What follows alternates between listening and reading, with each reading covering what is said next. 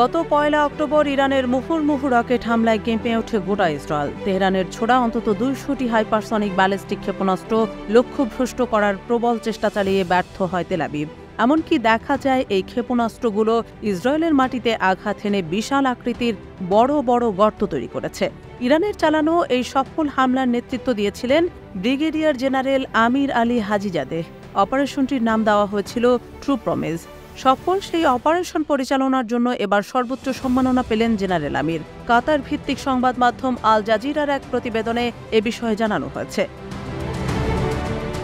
জানা গেছে, ইসরায়েলের বিরুদ্ধে চালানো এই অপারেশনে দারুণ সাফল্য পাওয়ায় ইসলামী বিপ্লবী গার্ড কর্পস এরোস্পেস ফোর্সের কমান্ডারকে মেডেল অফ ফাতেহ প্রদান করেছেন ইরানের সর্বোচ্চ নেতা আয়াতুল্লাহ সৈয়দ আলী খামেনি।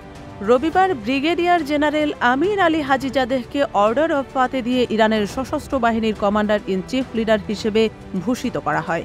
জায়নবাদী শাসনের বিরুদ্ধে আইআরজিসি এরোস্পেস ফোর্সের দুর্দান্ত ট্রু প্রমিস অপারেশনের জন্য এই পদক দেওয়া হয় তাকে।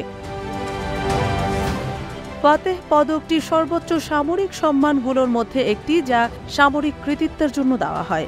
এটি ১৯৮০-এর দশকে ৮ বছরের ইরান ইরাক যুদ্ধের সময় প্রথম প্রতিষ্ঠিত হয়েছিল। তখন থেকে খুব অল্প সংখ্যক নেতাই এই পদক লাভ করেছেন। এদিকে কোনো কিছুই যেন থামাতে পারছে না বর্বর ইসরায়েলি বাহিনীর আগ্রাসনকে। স্থানীয় সময় শনিবার দুপুর থেকে রবিবার দুপুর পর্যন্ত ইরান সমর্থিত লেবাননের সশস্ত্র ইসলামী গোষ্ঠী হিজবুল্লাহর ১৫০টি স্থাপনা ধ্বংস করেছে ইসরায়েলি সেনারা। রবিবার বিকেলে এক বিবৃতিতে এ তথ্য নিশ্চিত করেছে ইসরায়েলের প্রতিরক্ষা বাহিনী আইডিএফ। ইসরায়েলের স্থলবাহিনীর ৩৬তম ডিভিশনের ১৮৮ নম্বর ব্রিগেডের সদস্যরা ইসরায়েলের সীমান্তবর্তী গ্রামগুলোর বাড়ি বাড়ি গিয়ে তল্লাশি চালাচ্ছে উল্লেখ করে আইডিএফের এক কর্মকর্তা জানিয়েছেন, ইসরায়েলের সীমান্তবর্তী দক্ষিণ লেবাননের গ্রামগুলোতে যারা থাকেন তাদের প্রায় সবার বাড়িতে অস্ত্র বা বিস্ফোরক রেখেছে হিজবুল্লাহ। ১৮৮তম ব্রিগেডের কমান্ডার কর্নেল ওর ভোলোজিনিস্কি এ প্রসঙ্গে ইসরায়েলের সংবাদ মাধ্যম টাইমস অব ইসরায়েলকে বলেন, গত কয়েকদিন ধরে আমরা হিজবুল্লাহর মাটির ওপরের এবং ভূগর্ভস্থ স্থাপনাগুলো ধ্বংসের দিকে মনোযোগ দিচ্ছি।